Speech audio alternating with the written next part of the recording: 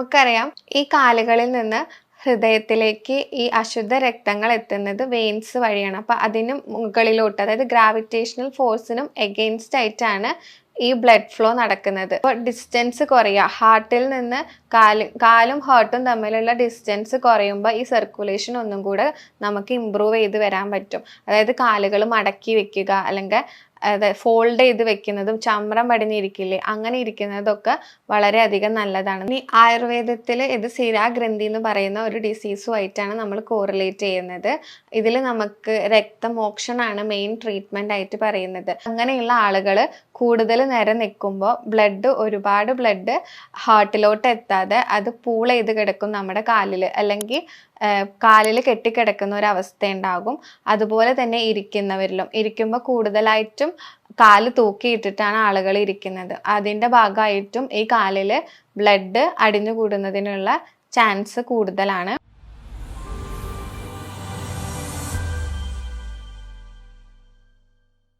നമസ്കാരം, ഞാൻ ഡോക്ടർ അക്ഷര, ഭൂമി വെൽനസ് ക്ലിനിക്കിലെ ആയുർവേദ കൺസൾട്ടൻ്റ് ആണ്.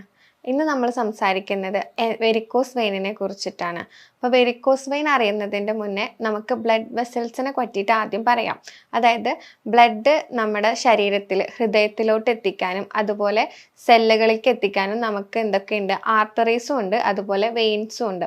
ഈ ശുദ്ധമായിട്ടുള്ള രക്തത്തെ ക്യാരി ചെയ്യുന്നത് എപ്പോഴും ആർട്ടറീസും, അശുദ്ധമായിട്ടുള്ള അതായത് ഇമ്പ്യൂരിറ്റീസ് അടങ്ങിയിട്ടുള്ള ബ്ലഡിനെ സെൽസിൽ നിന്ന് ഹാർട്ടിലേക്ക് എത്തിക്കുന്നത് വെയിൻസ് വഴിയാണ്. നമുക്കറിയാം ഈ കാലുകളിൽ നിന്ന് ഹൃദയത്തിലേക്ക് ഈ അശുദ്ധ രക്തങ്ങൾ എത്തുന്നത് വെയിൻസ് വഴിയാണ്. അപ്പൊ അതിനും മുകളിലോട്ട്, അതായത് ഗ്രാവിറ്റേഷണൽ ഫോഴ്സിനും എഗെയിൻസ്റ്റ് ആയിട്ടാണ് ഈ ബ്ലഡ് ഫ്ലോ നടക്കുന്നത്.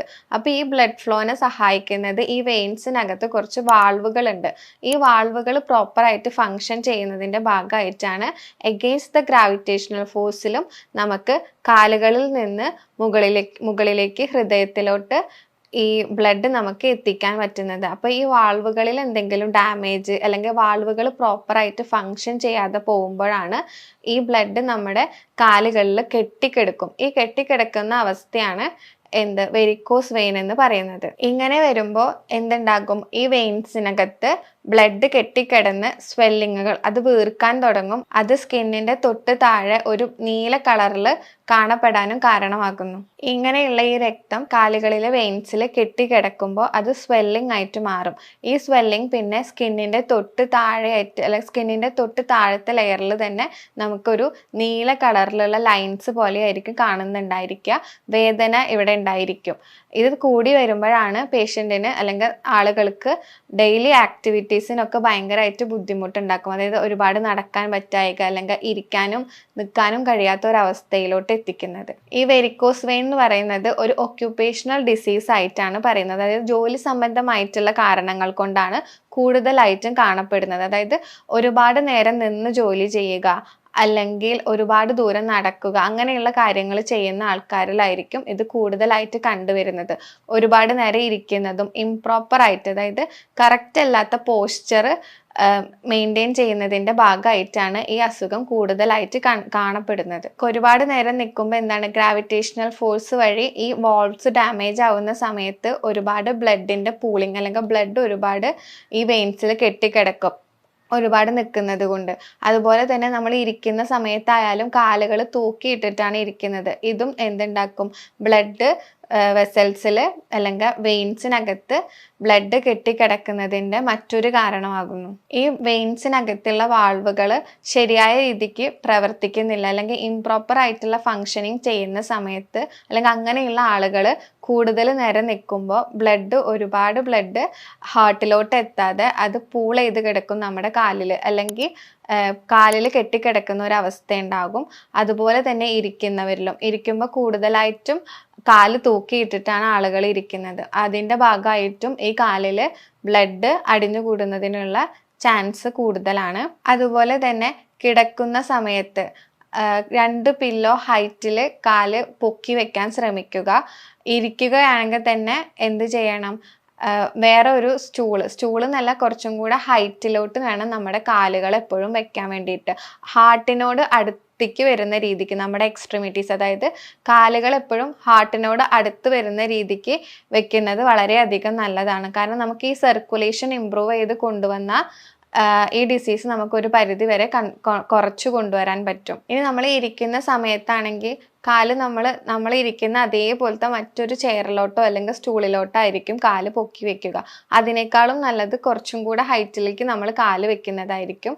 എന്ന് വെച്ചാൽ നമ്മുടെ ഹാർട്ടിനോട് ചേർന്ന് നിൽക്കുന്ന രീതിക്ക് എക്സ്ട്രിമിറ്റീസ്, അതായത് കാലുകൾ വെക്കുന്നത് വളരെയധികം നല്ലതായിരിക്കും. അപ്പം നമുക്ക് എന്തുണ്ടാവും, ഡിസ്റ്റൻസ് കുറയുമ്പോൾ സർക്കുലേഷൻ കൂടും. അപ്പോൾ ഡിസ്റ്റൻസ് കുറയുക, ഹാർട്ടിൽ നിന്ന് കാലും ഹാർട്ടും തമ്മിലുള്ള ഡിസ്റ്റൻസ് കുറയുമ്പോൾ ഈ സർക്കുലേഷൻ ഒന്നും കൂടെ നമുക്ക് ഇമ്പ്രൂവ് ചെയ്ത് വരാൻ പറ്റും. അതായത് കാലുകൾ മടക്കി വെക്കുക, അല്ലെങ്കിൽ ഫോൾഡ് ചെയ്ത് വെക്കുന്നതും ചമ്രം പടിഞ്ഞിരിക്കില്ലേ, അങ്ങനെ ഇരിക്കുന്നതൊക്കെ വളരെയധികം നല്ലതാണ്. നമ്മുടെ എക്സ്ട്രിമിറ്റീസ് നമുക്ക് മാക്സിമം ഹാർട്ടിനോട് ക്ലോസ് ചെയ്ത് വെക്കാൻ പറ്റുമെങ്കിൽ ഈ സർക്കുലേഷൻ ഇമ്പ്രൂവ് ചെയ്ത് നമുക്ക് കൊണ്ടുവരാൻ സാധിക്കും. പിന്നെ നമുക്ക് ചെയ്യാൻ പറ്റുന്ന കാര്യങ്ങൾ എന്തൊക്കെയാണെന്ന് വെച്ചാൽ നമ്മുടെ ഹാംസ്ട്രിങ് മസിൽസ്, അതായത് ലെഗിലുള്ള കാലുകളിലുള്ള മസിൽസ്, അതിനെ സ്ട്രെങ്തൻ ചെയ്ത് കൊണ്ടുവരിക. ആ മസിൽസിന് സ്ട്രെങ്തൻ വരുമ്പോൾ മസിൽസിൻ്റെ ഇടയിൽ കൂടിയാണ് നമ്മുടെ ഈ വെയിൻസ് ഒക്കെ പോകുന്നത്. അപ്പോൾ ഈ വെയിൻസിന് ഒരു പ്രഷർ കിട്ടും. ഈ പ്രഷർ കാരണം നമുക്ക് എന്തുണ്ടാവും, മുകളിലോട്ട് രക്തയോട്ടം മുകളിലോട്ട് കൂട്ടാൻ വേണ്ടിയിട്ട് വളരെയധികം സഹായിക്കും.